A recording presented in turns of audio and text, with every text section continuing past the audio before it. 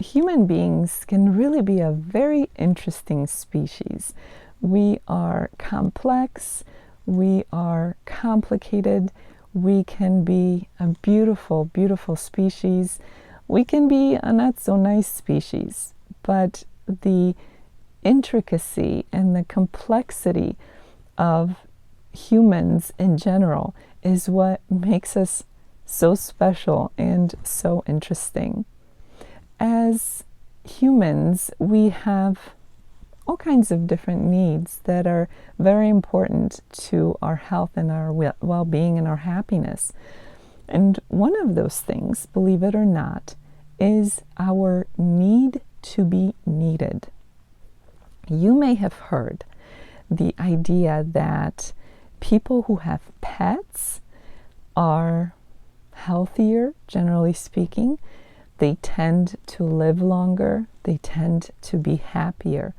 And the reasoning for that is that they have someone to take care of. They have someone who needs them, who relies on them for their own health and well-being.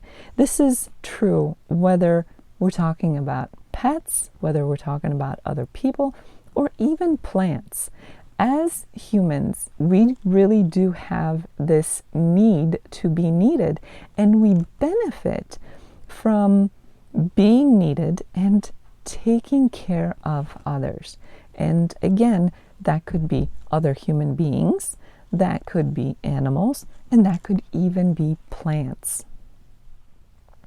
Now, this is different than being overwhelmed by too many responsibilities of taking care of others and others' needs.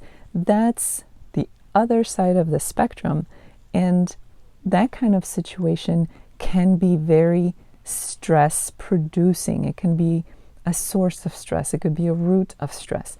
So that's not what I'm talking about. I'm talking about the feeling of having a purpose because someone else depends on us, whether it's for basic care, whether it's for happiness, whatever that need is. So consider other people, for example. Let's start with people. When we have someone who depends on us, and again, within reason, we're not talking the extreme cases here.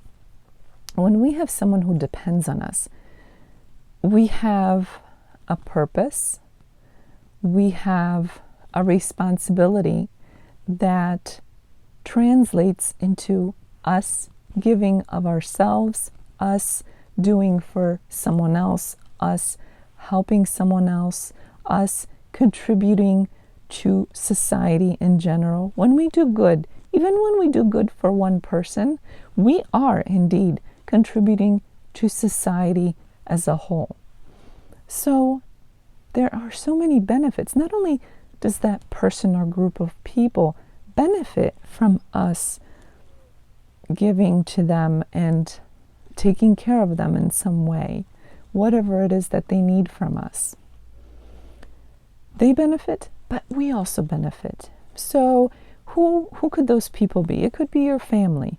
It could be your friends. It could be a neighbor.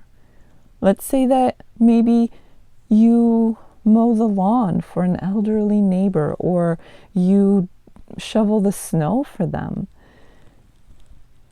That's something that they need you to do because they're not capable of doing that on their own. But you're doing something good. It's important to be needed. It's important for our own heart to have that sense of purpose. Some people may say that they would rather have no such responsibilities and they'd rather live solely for themselves. But those people are in the minority. Deep down, we are wired with this need to be needed. You could fulfill that need by doing volunteer work, maybe at a shelter or a soup kitchen or some other organization. You might do something like donate blood on a regular basis. Talk about giving of yourself. You are literally giving of yourself.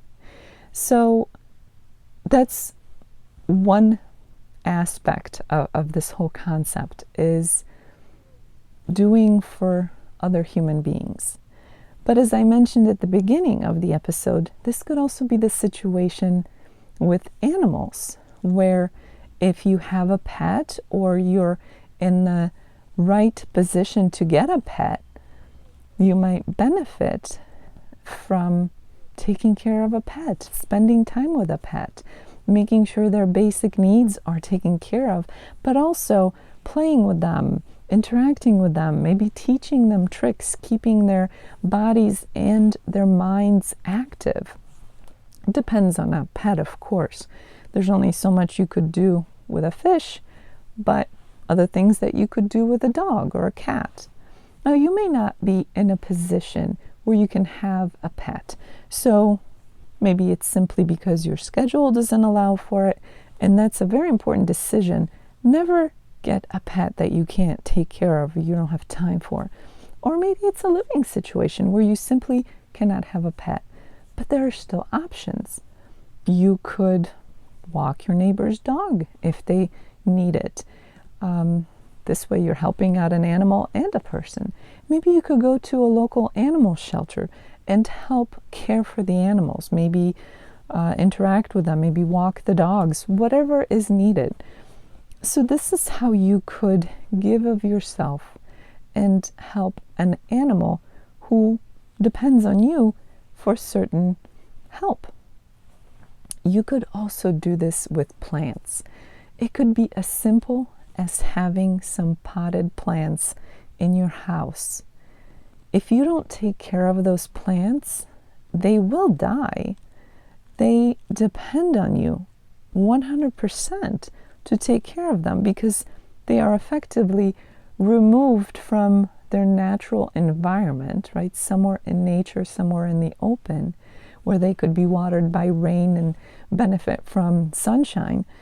And they're put in a container in your house, so they're completely dependent on you.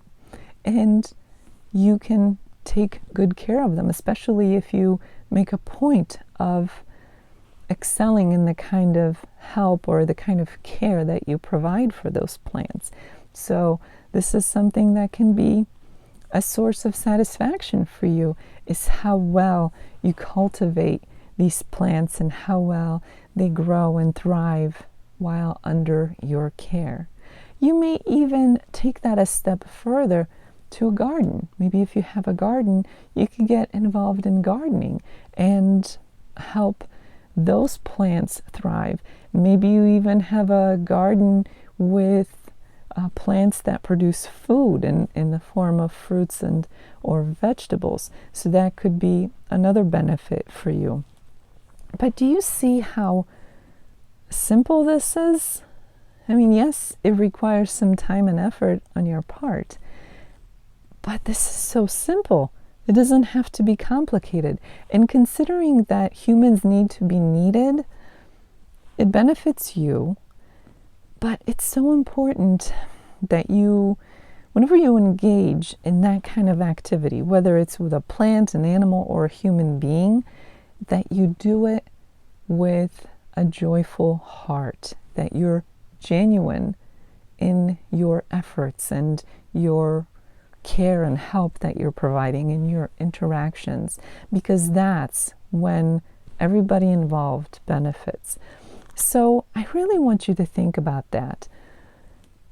Even if you think to yourself that your schedule is already full and you're already overcommitted, it really could be something as simple as a plant, because the time that you take to take care of that plant, maybe just hang out with that plant and look at how beautiful it is, that gives you some quiet time. That gives you an opportunity to shift your mindset and to shift your focus off of your everyday, overscheduled, hurry, hurry, hurry type of life onto something that's more quiet, more peaceful. And so whether that means caring for a plant or spending time with a pet or helping out another human being, it's a great way to shift your state and benefit in so many ways. Not just benefit for them, but also for you.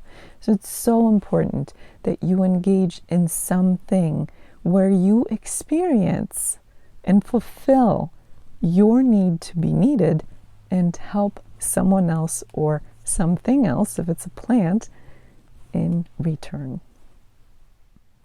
If you'd like to learn more about a comprehensive approach to stress management, check out the link below.